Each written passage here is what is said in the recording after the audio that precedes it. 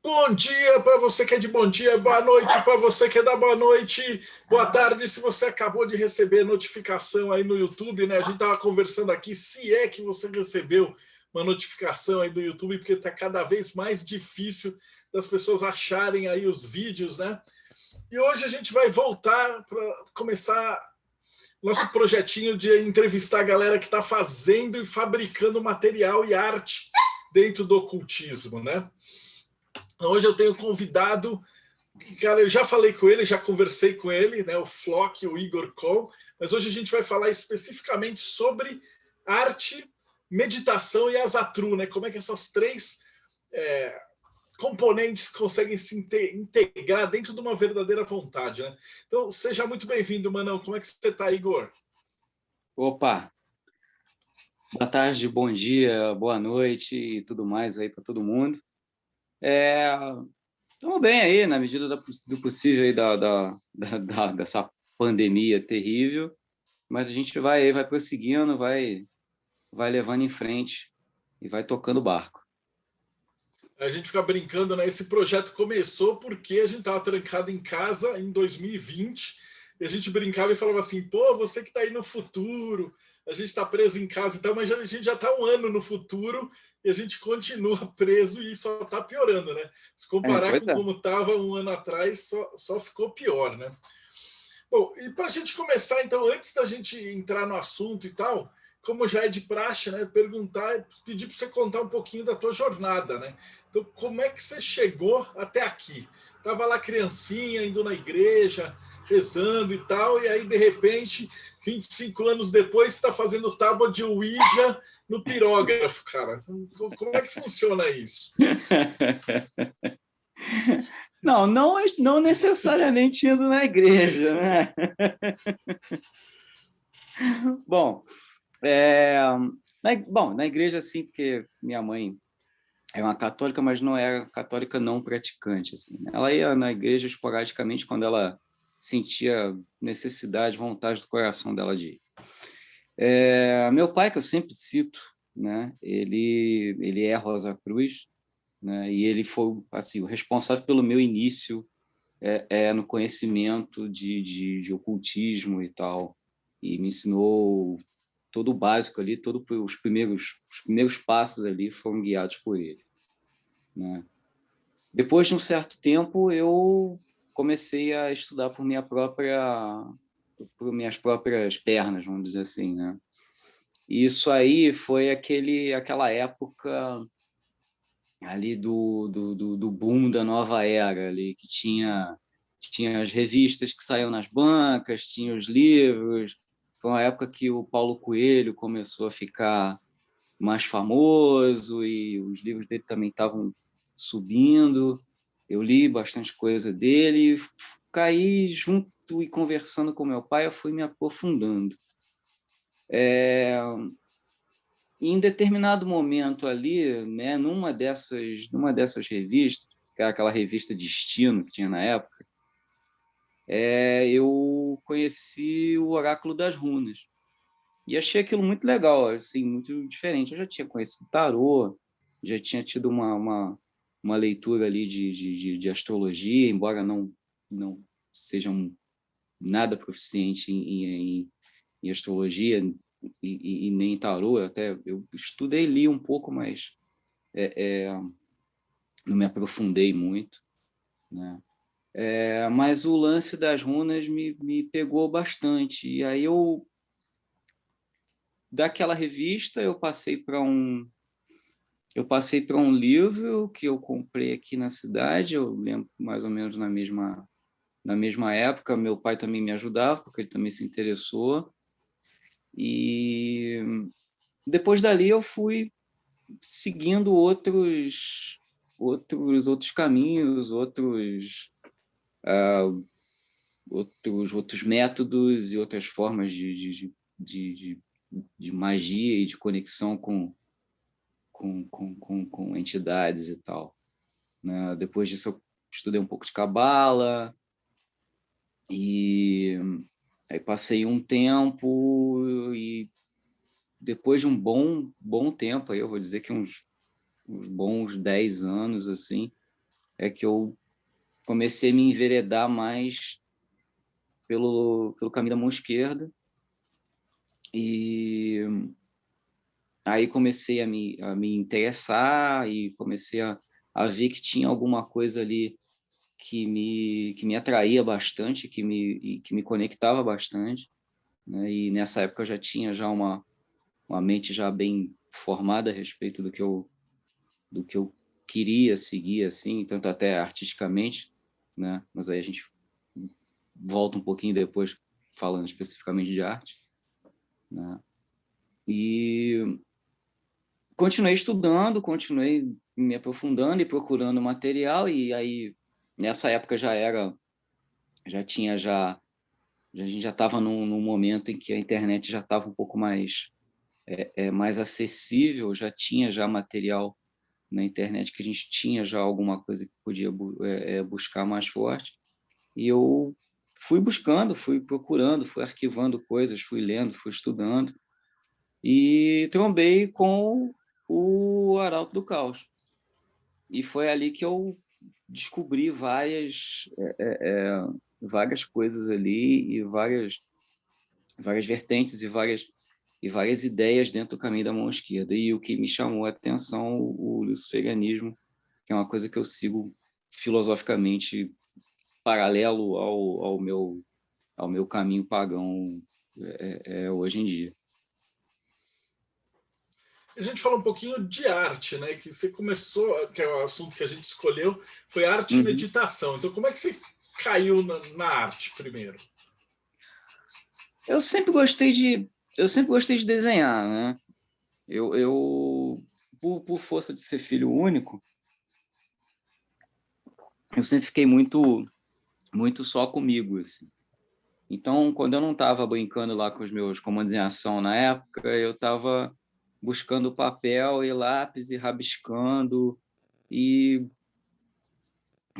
como todo moleque que gosta de rabiscar os personagens que gosta do desenho, da televisão, os He-Mans, o Caverna do Dragão, toda essas ideias. Mas eu sempre tive um lado que o pessoal não entendia, que eu sempre gostava de desenhar só os vilões, os monstros dos desenhos. Eu desenhava cada coisa, e aí eu comecei a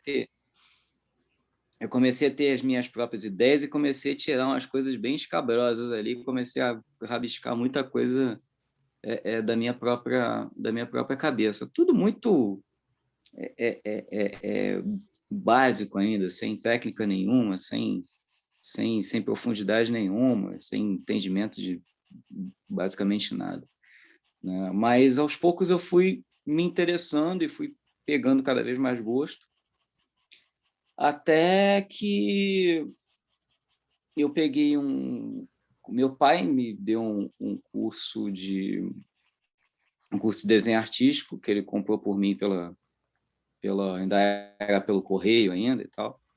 E ele me deu esse curso, eu debulhei ele e depois peguei mais uns outros livros e fui me aprofundando e sozinho, sem fazer nenhum curso presencial e com um professor específico, né? Eu fui mais autodidata mesmo, assim.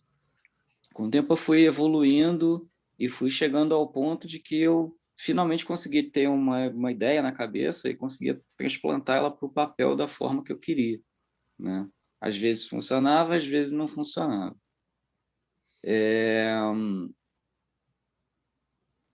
E continuei pesquisando e continuei estudando e praticando sempre, evoluindo do jeito que eu podia, até alguns anos atrás, em que eu comecei a me interessar muito pelo campo de tatuagem, que é uma coisa que está ali intrinsecamente ligada, né? E vários estilos ali dentro começaram a me chamar a atenção, e na época eu já estava querendo, eu já sentia que as minhas artes ali, os meus desenhos, eles já estavam criando uma personalidade própria ali, eu já estava criando um estilo próprio meu, né?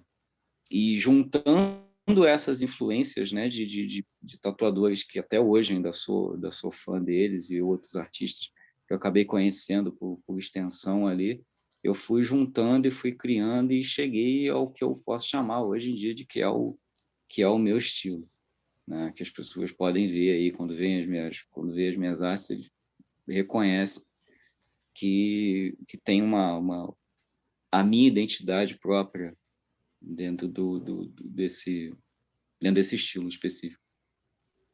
Como é que você sente essa interpolação do caminho da mão esquerda com o teu estilo de arte se tornando sinistro? Então, sempre foi, e você se descobriu, ou você foi sendo influenciado também conforme você ia estudando? Assim, eu acho que uma coisa acabou puxando a outra, né? Porque eu sempre, musicalmente, eu sempre fui do lado do heavy metal, né? E então Black Sabbath, Slayer e várias outras bandas que têm uma temática mais dark, mais satânica, vamos colocar assim, vamos colocar um português mais simples, já tinha uma influência muito grande, né? Eu lembro que eu ficava ouvindo, junto com meu primo aqui em casa, a gente ficava escutando Black Sabbath direto, assim, praticamente toda semana a gente comprava um disco diferente e sentava aqui, ficava ouvindo e discutindo a respeito, conversando, né?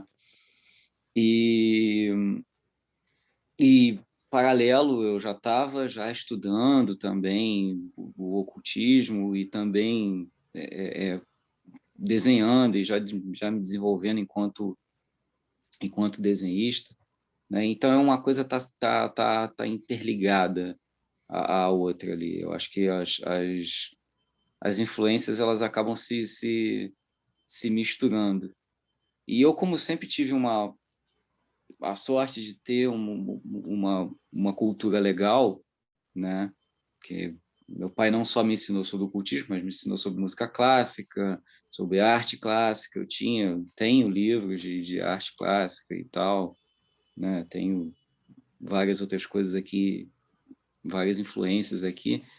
E a estética da arte mais obscura sempre me chamou a atenção, assim, sempre me atraiu mais do que a coisa mais, vamos dizer assim, lado branco, né?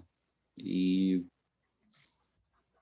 aí isso acabou me influenciando também, né? Uma das minhas influências é arte clássica também, né? Então, por exemplo, Doré, e vários outros artistas, aquele que utilizava aquela técnica de chiaroscuro, que o nome me foge agora, me fugiu o nome dele. Mas, enfim, é uma influência, foram influências também, entendeu? Foram influências bem radicais ali. Acho que uma coisa não tá desligada da outra, pelo menos para mim. E a gente estava falando, a razão, né, pela qual eu te chamei foi daquela palestra que você deu do bate-papo sobre meditação, né? Então, antes da gente entrar em meditação, aquela pergunta clássica que o pessoal sempre pede para eu fazer, que é, pelo teu ponto de vista de artista e altamente ligado no lado esquerdo, né, da magia da mão esquerda, o que é magia para você?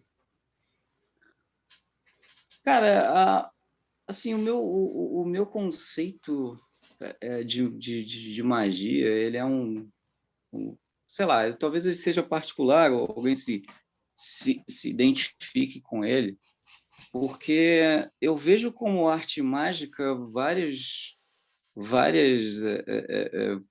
coisas, assim, várias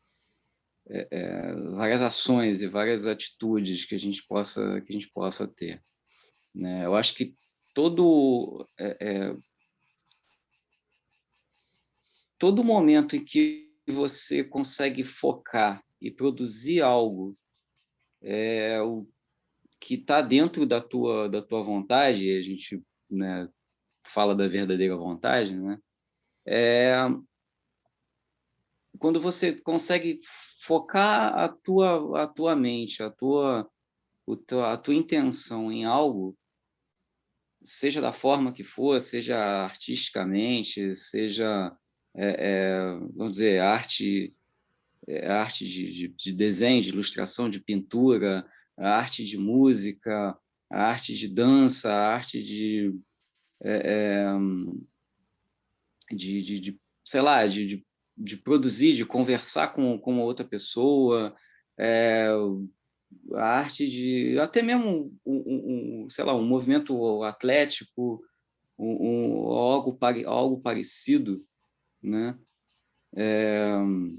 Sexo também é um ato mágico. Aí tem toda uma questão da ritualística. A ritualística é uma coisa já particular e eu vejo separado, que é uma coisa que tem mais regras e tem mais fatores a ser levado em consideração. Mas, especificamente falando da arte e da arte que eu produzo, eu considero ela como um ato mágico porque tem todo uma gama de situações ao redor ali que estão corroborando para o que eu quero fazer ali, por exemplo. De repente, eu tenho uma ideia de uma arte que eu quero que tenha uma reação específica, uma reação, sei lá, de repulsa, ou uma reação de choque, ou uma reação de beleza. Então, eu vou tentar, da melhor forma possível, focar naquilo que eu quero fazer. Então, por exemplo, sei lá, eu quero produzir uma arte que gere uma reação que a pessoa se choque com a beleza que está sendo transportada ali. Então, eu vou colocar uma música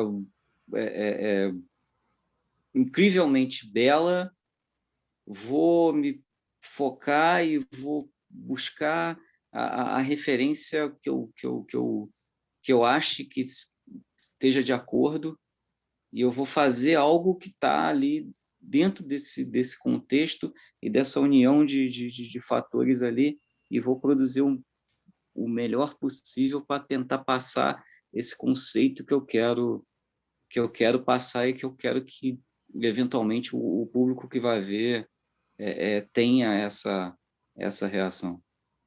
Eu acho que, assim, basicamente, é isso. Essa conexão, você mistura já a tua vontade direto onde você está trabalhando para colocar isso, né? Para causar reação em quem está vendo. Né? Então, a tua arte é formidável. Né? Depois, mais tarde, a gente vai passar os links estão todos aqui embaixo, mas depois a gente vai falar um pouquinho mais do Covil do Corvo. Mas antes a gente vai falar um pouquinho sobre meditação. Então, em primeiro lugar, como é que você chegou na meditação? De novo, a gente volta lá atrás no início, junto com meu pai, né? Porque ele que me passou as primeiras lições assim, de meditação, de respiração, né? A minha primeira experiência assim de praticamente sair fora do corpo foi não vou dizer um ritual, porque não foi um ritual, mas foi uma experimentação junto com ele. Foi até à beira de um lago aqui em Petrópolis, o Lago Quitandinha. Quem está aí, que é de Petrópolis, vai saber qual é. A gente sentou ali na grama, na margem do lago ali, e eu comecei a meditar e fui respirando à medida que ele ia me guiando e tal, e quando eu me vi, eu estava dentro do lago sem estar dentro do lago. Foi uma experiência assim, foi a minha primeira experiência de fora do meu corpo, E foi uma coisa muito legal. Eu tenho a imagem, até hoje, eu tenho ela gravada na minha cabeça. E o lance da meditação, para mim, ela é uma forma de desconectar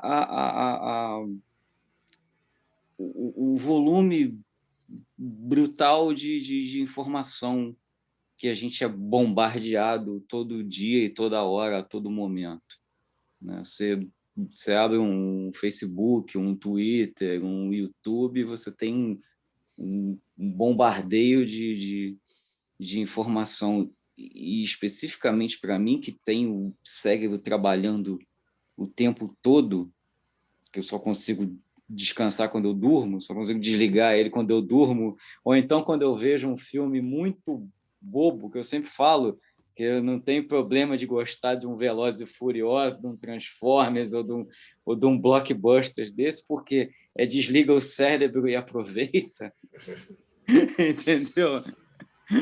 É a hora que eu consigo desconectar ali e embarcar na história e que se dane. Ah, o cara tá pulando um prédio, pô, dane-se. É para desconectar. Mas, enfim, voltando.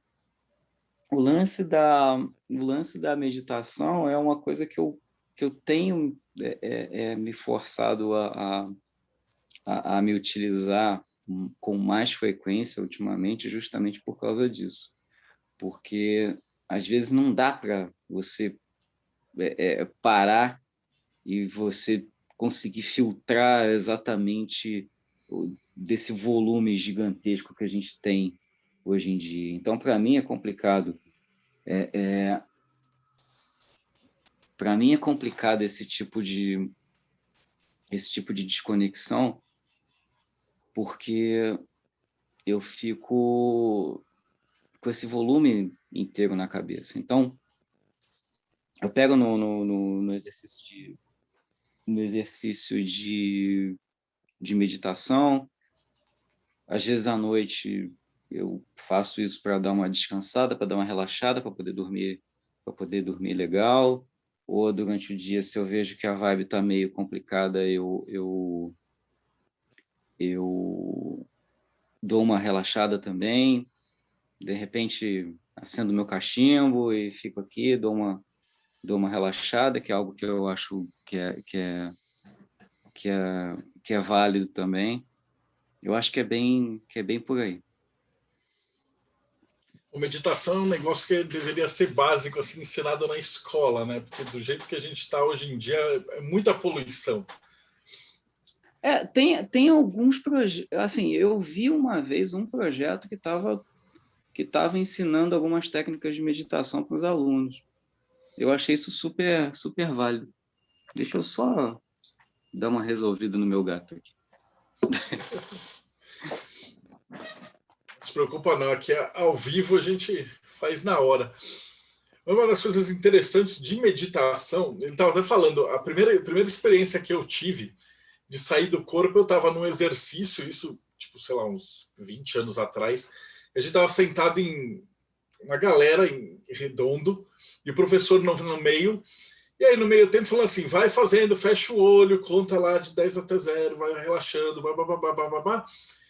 E aí, de repente, eu abri o olho e falei, eu estava de pé no meio da sala. Uhum. Aí eu falei, caralho, eu tô de pé no meio da sala, ainda bem que tá todo mundo de olho fechado. Eu vou voltar pro meu lugar. E no que eu virei para voltar pro meu lugar, tipo, eu tava sentado no meu lugar. E aí eu tomei um puta de um susto e acordei sentado no meu lugar. Então, essa primeira experiência que você tem quando você faz a meditação ou faz uma projeção, alguma coisa e sai e o bagulho funciona, assim, é um susto que você nunca mais esquece na vida, né? Você está falando, na hora que ele fala assim, pô, eu me vi no lago e tal, eu consigo entender assim perfeitamente o susto que é.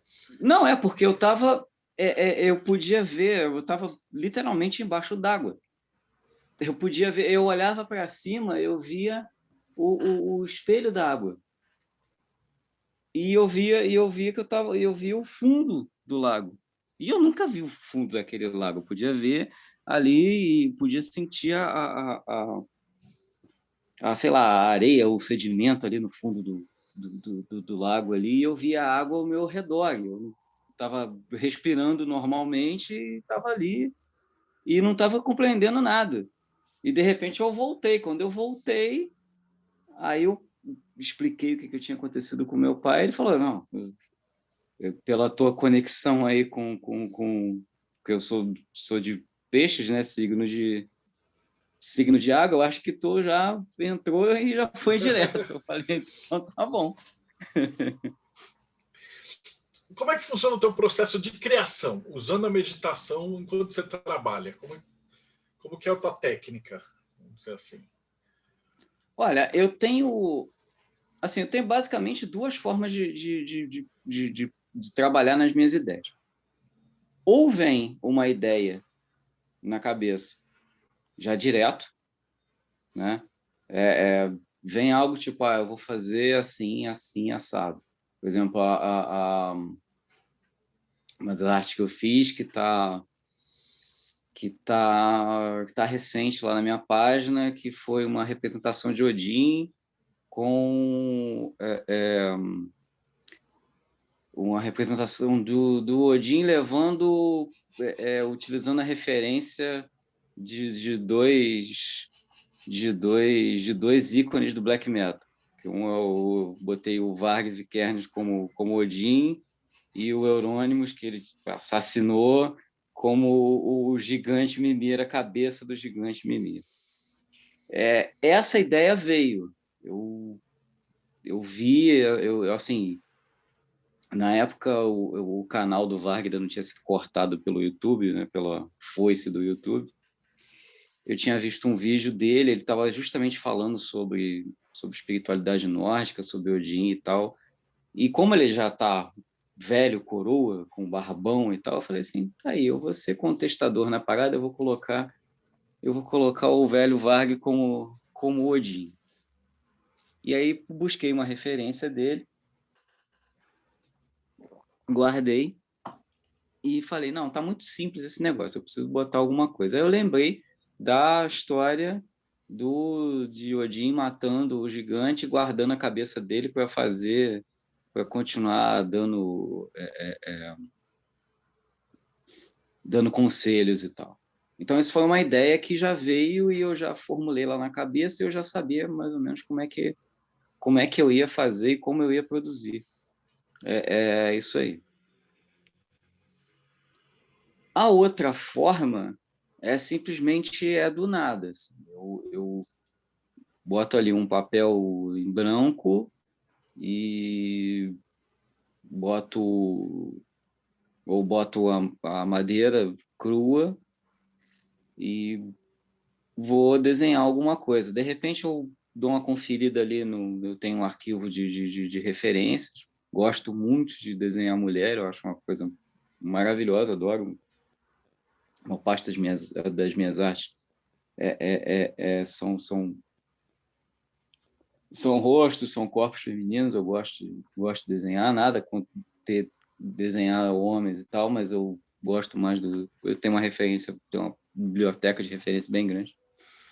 Então eu busco uma referência ali, jogo o esboço e vou criando a partir dali. De repente, boto uma música para tocar, boto uma playlist para tocar no aleatório e de repente algo vem de algum lugar e acaba fluindo. Eu particularmente eu gosto das duas formas de produzir, né? Sendo que essa última, né, a vem assim organicamente da inspiração que vem, seja lá de onde vier, eu acho que produz coisas mais, sei lá, pelo menos para mim, produzem resultados mais interessantes, mais legais, na minha visão, né? Entendi. O Covil do Corvo, que é o teu site, né? O link está aqui embaixo. Aí você coloca uma ou outra da tua arte que você está produzindo e tal. Você prefere trabalhar com pirogravura, desenho, tatu? Quais são as suas preferências? Tatuagem no momento, por esse lance da pandemia e tudo mais, eu tô na pausa, né?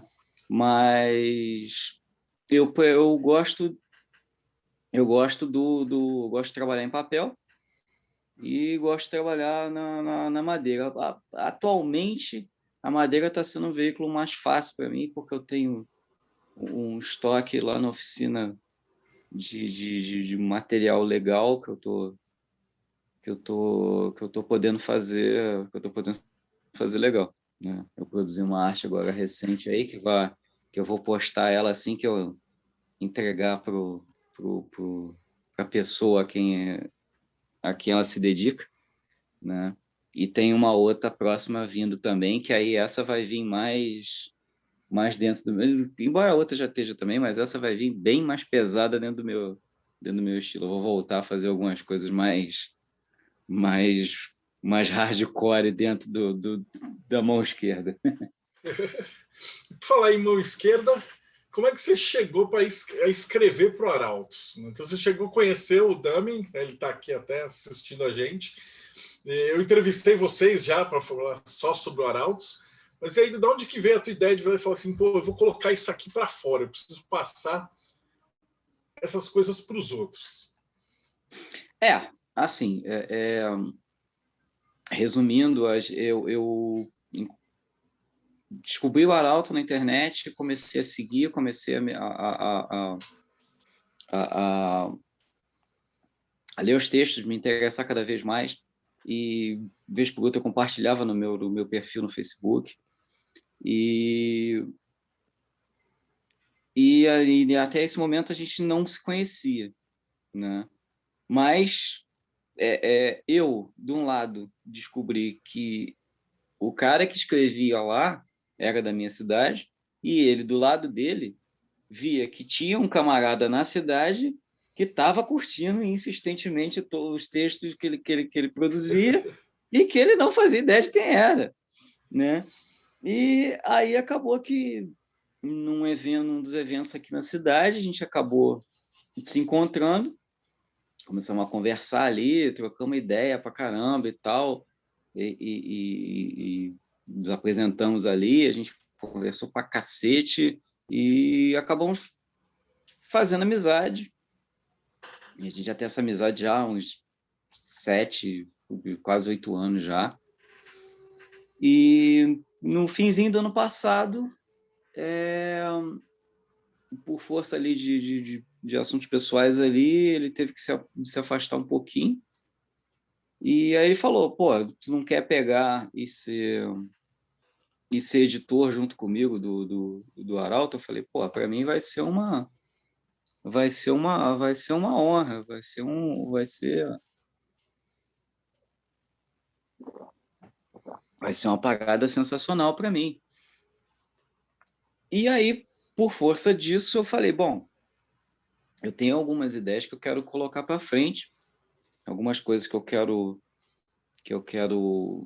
desenvolver, até porque quando você, né, é aquilo, quando você ensina, você também está aprendendo, né? Quando você fala a respeito, quando você troca uma ideia a respeito, uma coisa, já tive um feedback legal, tanto do texto, né, quanto daquela a entrevista já foi reflexo do texto, né?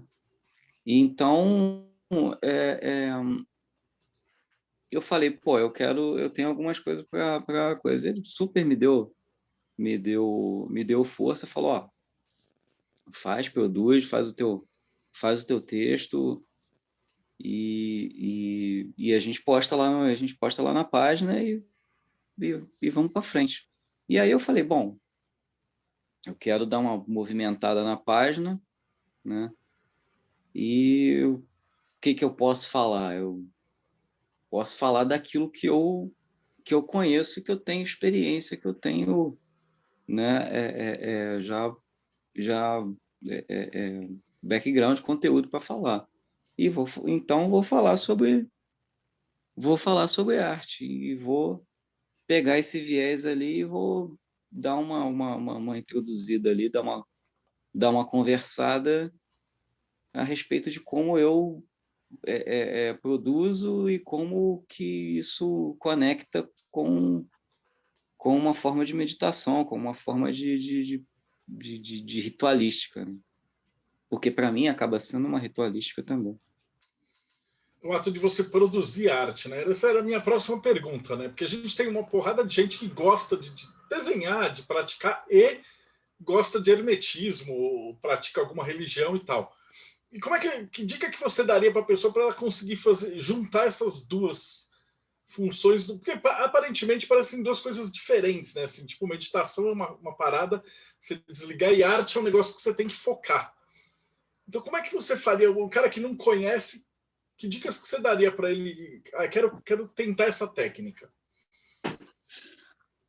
Assim, para mim é uma coisa que funciona muito, muito natural. Então, o que eu poderia dizer é a pessoa primeiramente entender e, e praticar o básico, né, vamos dizer, exercício de respiração, né, e algumas técnicas de meditação mais básicas, para ele começar a entender como é que ele consegue, né, colocar o foco dele para fazer, né?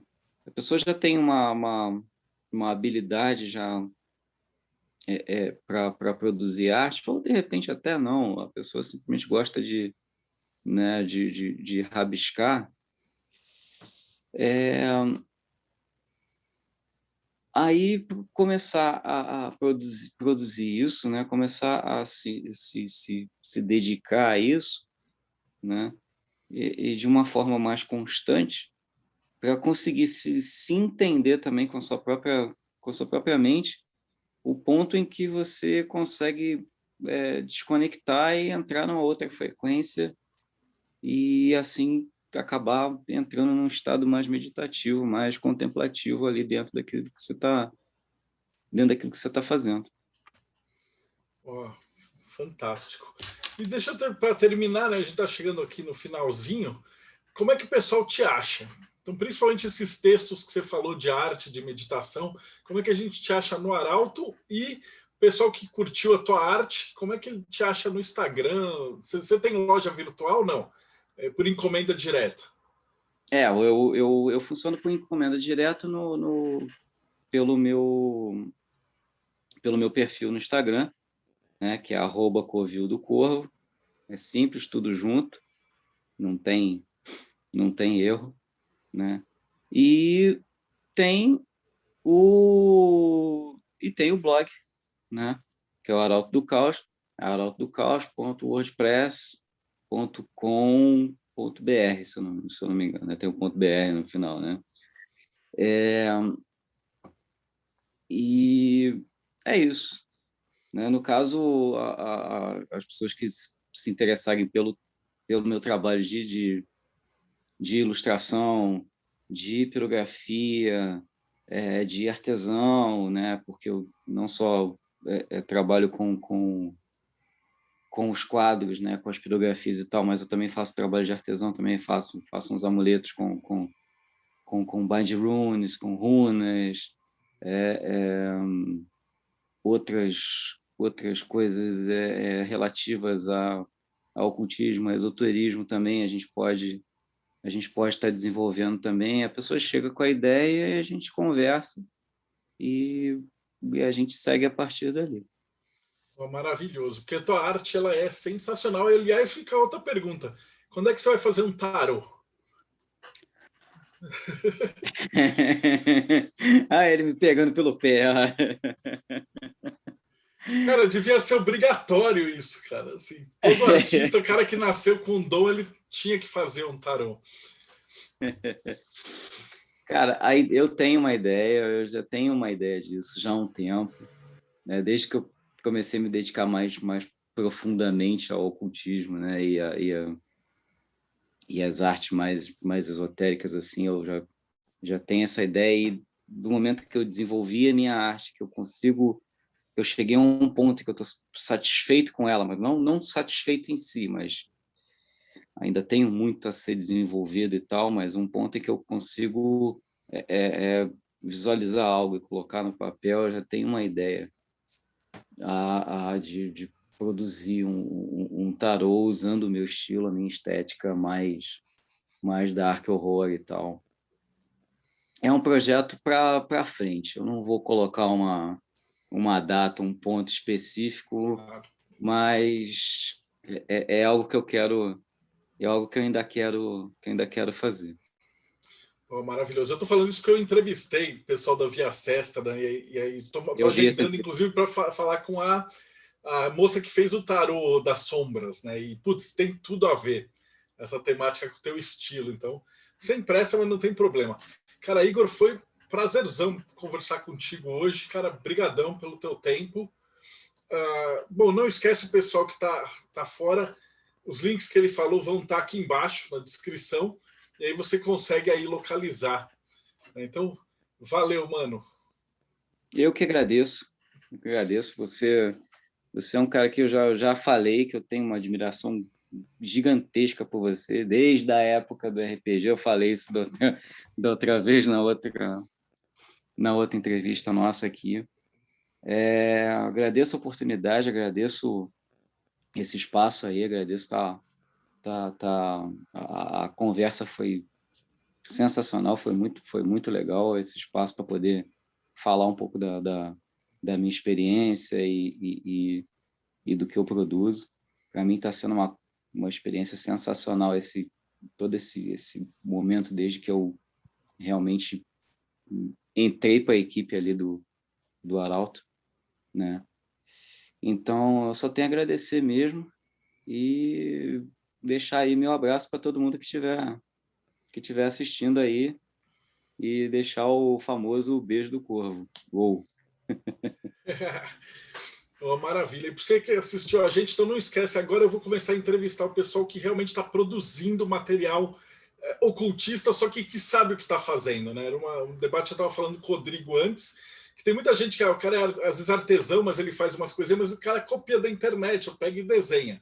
E a ideia aqui é eu vou começar a entrevistar, já entrevistei o Felipe, agora estou entrevistando o Igor, vou pegar outros artesãos, que é a galera que manja do que está fazendo. Então, se você precisar de alguma coisa, um material, ou algum instrumento de trabalho, uma runa e tal, você vai ter umas referências então para procurar. Então não esquece, segue o canal, dá o seu like, que a gente está vendo aqui embaixo também, o YouTube parou de distribuir tudo, então não adianta mais você ficar esperando ser chamado. Então não esquece, toda terça, quinta e sábado a gente tem vídeo novo aqui no canal. Dá o seu like, segue e a gente se vê aí no próximo Bate-Papo Mayhem.